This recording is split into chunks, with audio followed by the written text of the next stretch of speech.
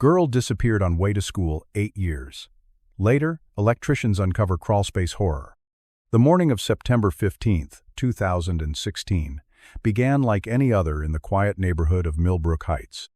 10-year-old Emma Chen adjusted her purple backpack, kissed her mother goodbye, and stepped into what would become 8 years of unanswered questions. Empty school hallway, morning light streaming through windows. But Emma never made it to homeroom that day. She never made it anywhere ever again.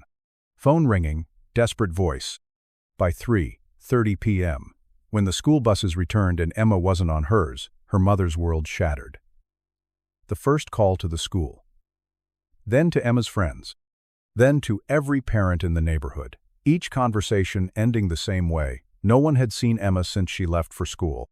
Search team sirens wailing. Search dogs barking. Within hours, Millbrook Heights transformed into a crime scene. Search team cordoned off streets. Search dogs traced Emma's scent to the corner of Pine and Maple. Then, nothing. It was as if she had simply vanished into thin air. The investigation consumed everything. Hundreds of volunteers combed through forests, drainage systems, abandoned buildings. The FBI joined the search.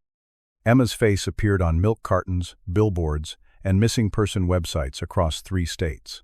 Her parents held vigils, offered rewards, and never stopped believing she would come home. Time passing, hope fading. But as weeks turned to months, and months turned to years, the leads dried up, the search parties disbanded. The news cameras moved on to other tragedies. Emma Chen became another statistic, another cold case file gathering dust in a search team station basement. Her parents, David and Lynn Chen, fell into different rhythms of grief. David threw himself into work, unable to bear the silence of their home. Lynn kept Emma's room exactly as she left it, homework still on the desk, clothes still in the hamper, waiting for a little girl who would never come home to claim them. Moving truck, new family. In 2022, 6 years after Emma's disappearance, the house 3 doors down from the Chens went up for sale. The elderly owner, Harold Wickham, had passed away peacefully in his sleep. His estate quickly sold the property to the Morrison family, a young couple with twin toddlers looking for their dream home in a safe neighborhood. Home renovation, innocent discovery. The Morrisons planned extensive renovations. They wanted to modernize the 1970s ranch house, starting with updating the electrical system. On a crisp October morning in 2024, 2 electricians, Jake Martinez and Tom Sullivan, arrived to rewire the basement. First, signs of discovery. It was Jake who first noticed something odd. As he crawled through the narrow space beneath the house, his flashlight beam caught something that shouldn't have been there. A small section of the foundation wall that looked newer than the rest. The concrete slightly different in color and texture. Strange findings. "Tom, you need to see this," Jake called out, his voice echoing strangely in the confined space.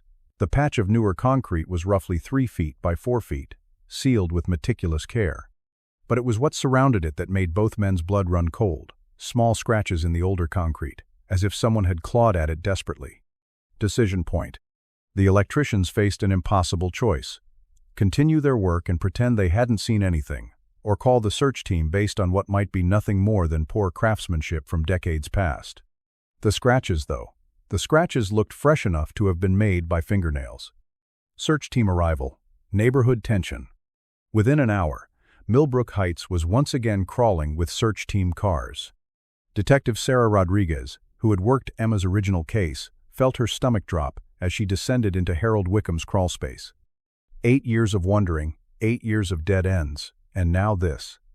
Excavation begins. The excavation took 6 agonizing hours. Each chip of concrete removed felt like an eternity to the crowd gathering outside. The Chen family waited behind search team tape, holding each other, afraid to hope, afraid not to hope. The discovery, at 4:17 p.m. on October 23rd, 2024, Detective Rodriguez's worst fears were confirmed. Behind that patch of concrete was a small, sealed chamber, and in that chamber, carefully wrapped in plastic, were the remains of Emma Chen. Truth revealed. But Emma hadn't been alone in that terrible space. Investigators found evidence that she had been kept alive for days, maybe weeks. Water bottles, food wrappers, and most heartbreaking of all, Homework assignments she had tried to complete in the darkness, still believing she might make it back to school. Wickham's secret. Harold Wickham had seemed like the perfect neighbor, quiet, helpful, always waving to children as they walked to school. His basement workshop was where he fixed things for people in the neighborhood. No one suspected that his kindness was a carefully constructed mask hiding something monstrous. Justice and questions. Wickham had taken his secrets to the grave 2 years earlier, leaving behind only questions that would never be answered. How long had he been watching Emma? Had there been others? The investigation would continue, but closure felt as elusive as ever. Family response. David and Lynn Chen finally had their daughter home, but not in the way they had dreamed for 8 years. At Emma's funeral, attended by hundreds of people who had never stopped caring, her father spoke through tears.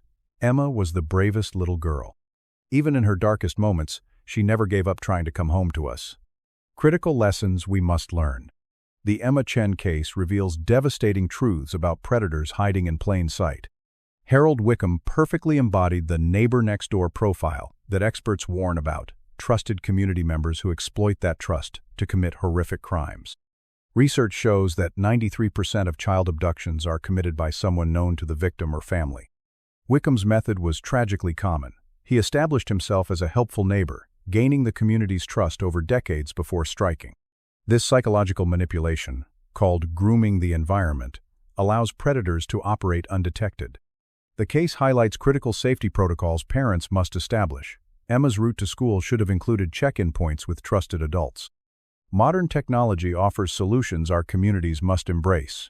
GPS tracking devices, emergency communication apps, and neighborhood alert systems that can mobilize searches within minutes, not hours. Most importantly, we must abandon the dangerous myth that predators look or act suspicious. Wickham attended community meetings, helped elderly neighbors with yard work, and was considered a pillar of the community. This cognitive bias, believing we can identify threats by appearance, leaves our children vulnerable to those who deliberately cultivate trustworthy personas. Emma's story demands action. Mandatory background checks for anyone working regularly with children, community-wide safety protocols, and most crucially, teaching children that trusted adults can sometimes be dangerous. Her 8-year ordeal ended in tragedy, but her legacy must be the protection of other children through vigilance, education, and the courage to report suspicious behavior, even when it involves people we think we know.